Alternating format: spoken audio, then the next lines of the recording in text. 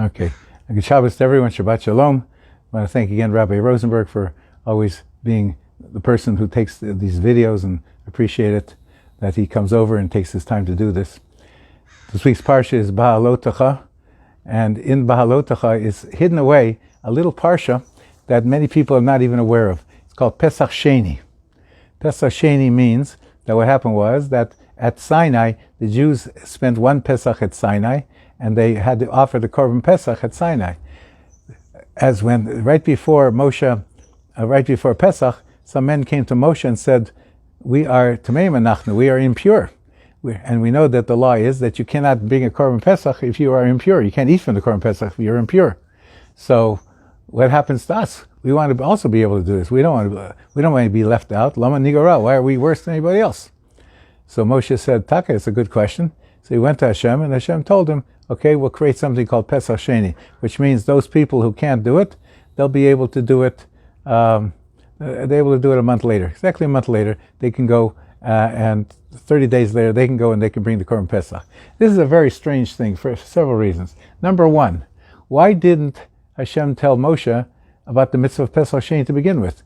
Every law that the Jews got from Hashem had to be brought up by somebody, and then Moshe had to go to God and then find out what the law is? Of course not.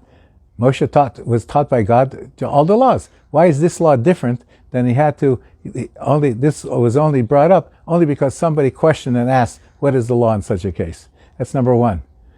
Number two, since when do you have a second chance for any mitzvah? If I didn't put on my tefillin this morning and the day's over, okay, that's it, it's fallen. I can put on tefillin the next day, but I can't do it that day. I can't make that up. And especially if it's an ones Rahmana Patre. The Gemara says that if it's something beyond your control, absolutely beyond your control, then the Torah says that you are pater, you are free of obligation for that mitzvah. Obviously, the Torah said that if somebody is impure, they can't eat the Korban Pesach. So that's these people. That's it. What else can you do? They can bring the Korban, they can't eat from it. They can't eat from it and finish. No, because of their desire. That's why all of this was brought up. The desire they have for a mitzvah. Many people would say, listen, I tried, I can't do it. Okay, what can I do? But these men, they went the extra mile. They wanted to do even more. And they said, no, we want to do this mitzvah. We don't want to give up the opportunity of doing the mitzvah. So Hashem went, that's why Hashem did not tell Moshe this particular mitzvah before they came, because Hashem wanted to give them the opportunity to be able to show the desire and the love they have for mitzvah, and to teach us the idea of a love for a mitzvah. And that's also why, okay, anyway, that's the point. Now, I want to share with you a story I read this morning about the love of a mitzvah and what it can do. There was a certain Rav, a Sephardic rabbi, came from Morocco, Rabbi Toledano, came from Morocco to Eretz Yisrael. He made Aliyah. I'm not sure exactly when this is, but I'm assuming it's toward the end of the 20th century. He came to Eretz Yisrael, and he lived in Bnei Brak, and he was a great scholar. He was also a very pious man, but he's also a person who knew how to relate to people, whether they were religious, they were secular, whatever the reason is. He knew how to relate to them. So he came to a certain moshav, and again, I don't know, the book doesn't say where the moshav was, but he came to a moshav, and he found out on that moshav there's no mikvah. Now there were some religious people living in the moshav, but that meant that if a woman wanted to go to the mikvah at night, she would have to get on a bus, drive an hour on the bus, get to the mikvah, spend another hour there, and come back 3 hours altogether. And also, the buses at that time, the Israeli buses run pretty well on time now, but in that time, they certainly didn't run on time, and who knows how long this lady, and maybe some women wouldn't go to the mikvah, and they wouldn't do this mitzvah of family purity because of this. So therefore he decided that he's going to encourage everybody in this moshav, build a mikvah. But then he knew that there were also many Ashkenazim in this moshav, so he decided he was going to ask Rav Yaakov Galinsky, the famous Maggid, to come and speak also. So Rav Yaakov Galinsky agreed. The two of them came into the moshav. They put up flyers, what they're going to do. They're going to meet on this and this day at 8:30 in the evening. So they came and they're ready. They're all inspired, ready to go. And 8:30 came, 8:45 came. Finally, a couple comes in. Elderly couple comes in. They're in their 60s. The man sits in one section, in the man's section of the shul. The woman sits in the woman's section of the shul. And they wait till 9 o'clock, and still nobody else comes. That's it. Rav Yaakov Galinsky says to Rav Toledano, what are we going to do? It's just for one person.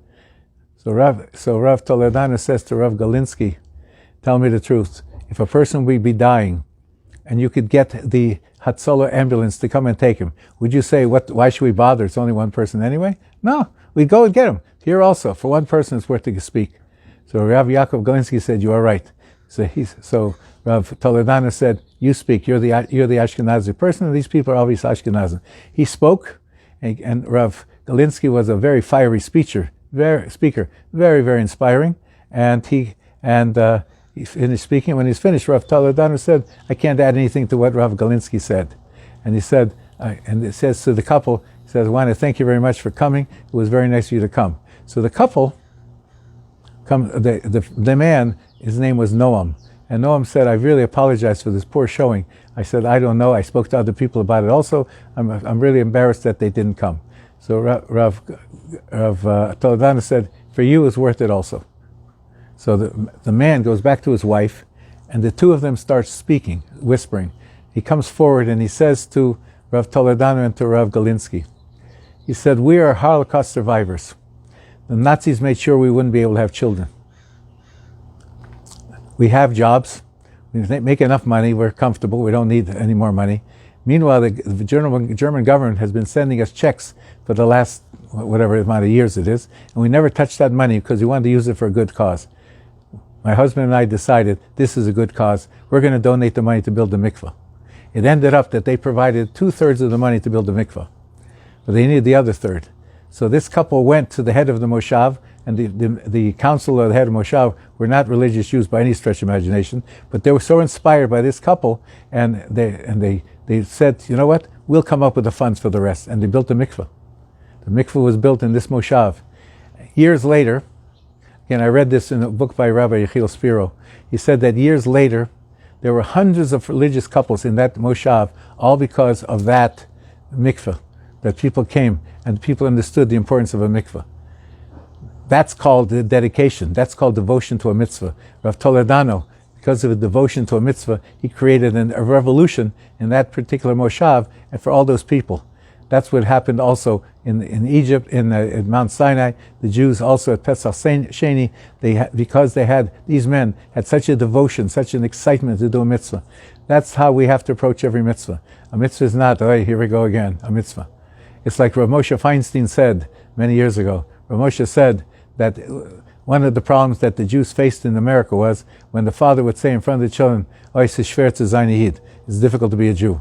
Rav Moshe said, no. It's a pleasure to be a Jew. It's an honor to be a Jew. It's not difficult. That's how do you look at the mitzvah? If you look at the mitzvah as a privilege that God gave you, a way to connect to God, that's wonderful. That's the way to look at it. That's the way these men were in Har Sinai, and that's the way that Rav Toledano did as well.